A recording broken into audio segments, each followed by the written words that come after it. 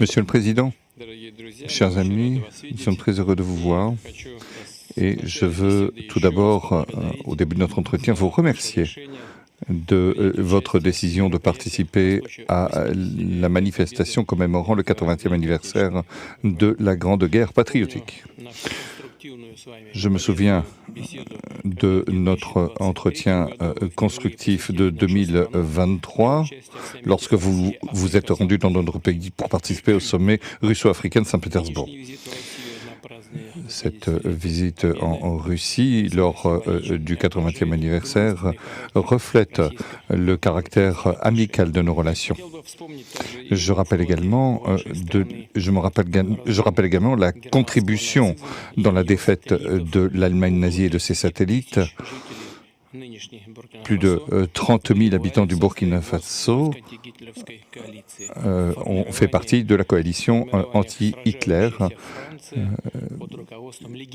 qui se sont battus aux côtés de la France auprès de Charles de Gaulle, du légendaire Charles de Gaulle. Aujourd'hui,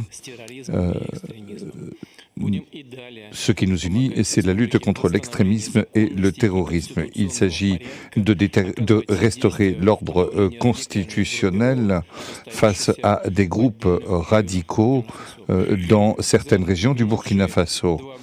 Au cours des 2 dernières années, nous avons fait des progrès importants dans le cadre de notre collaboration dans divers domaines. Fin 2023, après plus de 30 ans d'interruption, l'ambassade de Russie à Ouagadougou a été ouverte.